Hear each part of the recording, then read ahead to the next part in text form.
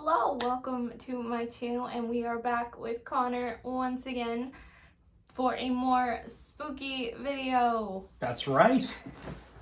I'm very excited to do this one because I love horror stories and I love Halloween. So this is one I've been looking forward to do. If you know Connor, you know he is the king of spook. He is the king of movies, specifically 80s movies. So if you need any recommendations, this is where you go.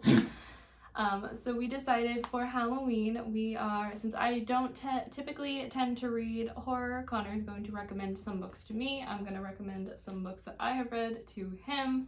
And it's going to be a great, spooky, fun time. So what are we going to, I do one, then you do one, and then go back and forth? Okay. Yeah. All right.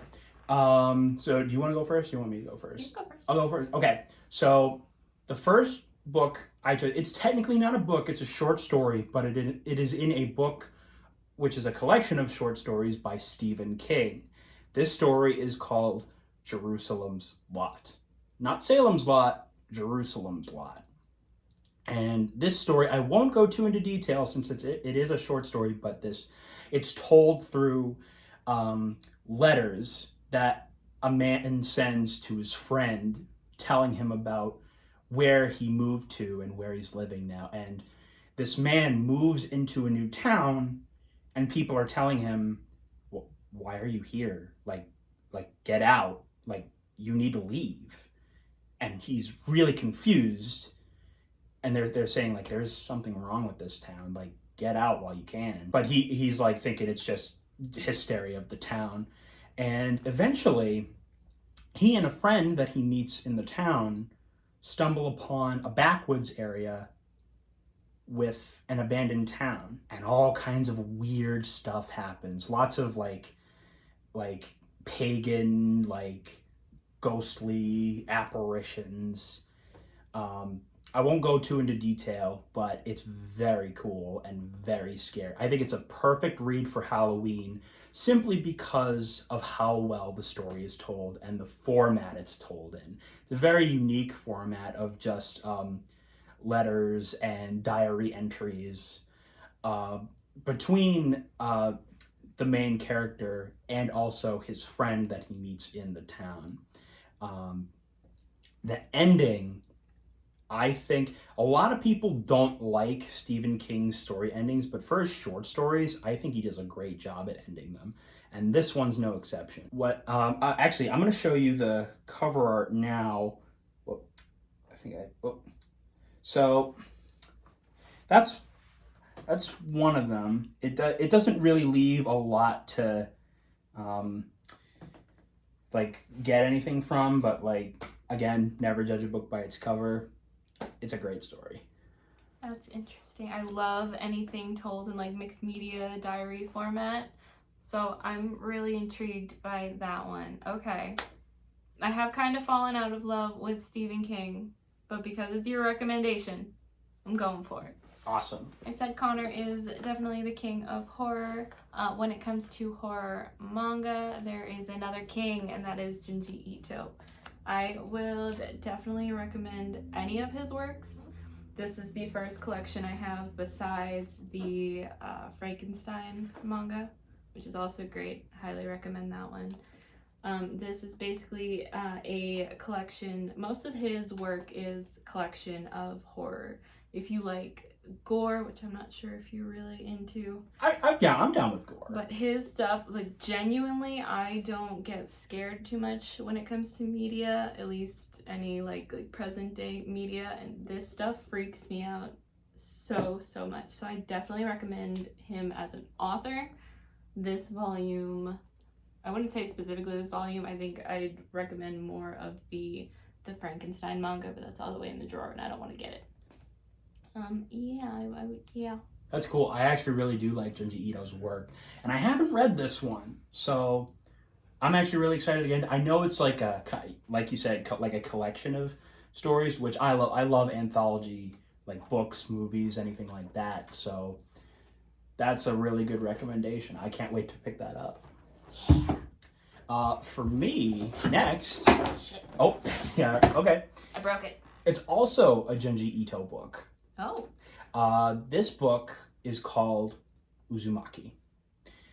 I don't know if you've heard of this. I have. You I have? think. Okay. For those who don't know, Uzumaki is the story of a girl who lives in a small Japanese town, or rather moves into a small Japanese town. This Japanese town is afflicted with a curse that focuses around the spiral shape. People become obsessed with the symbol. People like go crazy over it. They become deformed and like they start to go mentally insane. Even the grass starts to form in a spiral shape. And her boyfriend and her try to figure out the mystery of the curse and also try to escape. It's another one I'm gonna have to check out. This one it's not like gore. It's more like it's like body horror. Like there's a lot of like contortioning and like shaping and like transformations and stuff like that. So if you're into that, it's a great read. The art style alone drew me in. Um, so right here, that's like what the original cover looks like, and then some of the and then like also like the with the manga format of like the black and white, it really sets the mood for like how it is. It feels like you're watching kind of an old Japanese horror movie, which is really really cool. I think it really adds to the experience. But what do you think? Yeah, I think I'm definitely looking more into his work, and I still have Barnes & Noble gift cards, so you better believe after Yeah, the video I'm yeah, going you to do. order these. Yeah, you do. So yeah, I'm excited for that one. Okay. Awesome. The next one I'm going to recommend to you, again, I'm really limited on what I read for horror. So it's another manga. And this is Alice in Murderland. Ooh. I love anything Alice in Wonderland related, and this was no exception. I really enjoyed this one. This follows Alice, whose family has kind of gone psycho, and basically her parents are forcing her and her siblings to compete in murdering each other, and the last person alive gets to run the family estate. I really enjoyed this. I think this is only volume 1. I am intrigued to continue on with the series, so I can't say too much about it and everything without giving too much away. But it's really interesting. That sounds I cool. think, yeah. May actually has also read this, and they said they loved it. So It looked if that the tells cover you art anything alone else. draws me in. It looks great. The concept is also really cool too. Like I love I love when like cute like adorable stories turn into like dark bloody stories. I think that's awesome. So that's definitely something I'll have to look into. Yeah. Now, lastly, for me, for my last pick, goes all the way back to my childhood. What got me into horror in the first place, and also what got me into reading in the first place, and that is the Goosebumps series. I grew up with these like all through elementary school. I used to every library trip that we would make, it would be Goosebumps. I wouldn't go to any other section. And this is a collection of the Tales to Give You Goosebumps series, which is probably my favorite out of all of them. And I think the feel that these books give you when you read them, like the atmosphere and the just the story, the campy kind of storytelling, is perfect for Halloween. R.L. Stein's writing is really scary, really well done. Like especially for a kid's book. Some of them are better than others, I will say. But if I'm gonna recommend any of them, it would be the Tales to Give You Goosebumps, like this one. Werewolf of Fever Swamp is a good one, or if not that, I would say Night of the Living Dummies 1 and 2. both great. So just that series in general, I would absolutely recommend to you. And you, all of you out there, if you didn't grow up with it, I say give it a read, even if you didn't grow up with it. They're still a lot of fun to read. And if you did grow up with them, go back and give them a read. They're still great. There are actually a couple of booktubers that are completing the entire series, entire 62 book series. Wow. In all of September. Wow, that's a lot. That's a lot of content to go through. My God, imagine them going because there's like Series 2000, there's Horrorland, there's like tons of different Goosebumps books. So like, I'm glad if they're gonna do that, they might as well like limit it to the original books. Oh man, that's a lot of books. All right, my last one is not so much a horror as it is a thriller. It's one I read recently, and that recently came out, and I really enjoyed it. I like anything set in the 1920s, and this happens to be set in the 1920s. This is called Dead Dead Girls.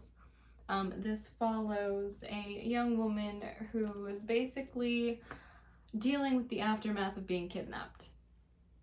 She is known as the woman who saved not only herself, but I think 2 or 3 other women who were kidnapped by stabbing him with a fountain pen.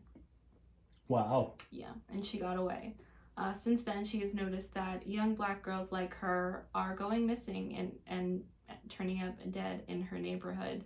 And she basically is brought in by the police as blackmail after she gets caught hitting one of the police.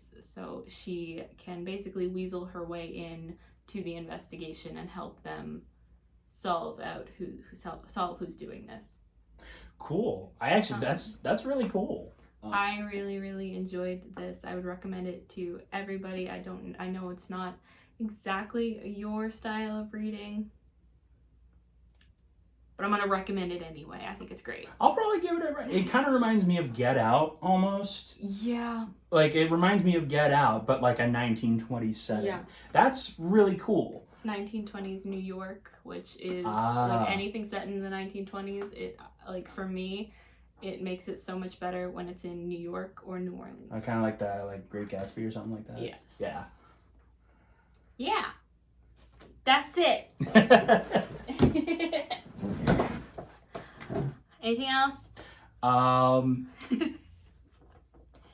Happy Spooktober. But yeah, if you choose to read any of these, I'm sure you'll have a great time. Maybe we will do a part 2 after Connor and I have read the others' chosen books, and that'll be something to look forward to. So if you want to see that, make sure to hit the like button and subscribe. If you want to see more from me as well as Connor and my boyfriend Benson, who is downstairs, I will leave all of their links down in the description box below, as well as links to my social media if you want to hear more updates from me. Until then, thank you so much for watching. Goodbye.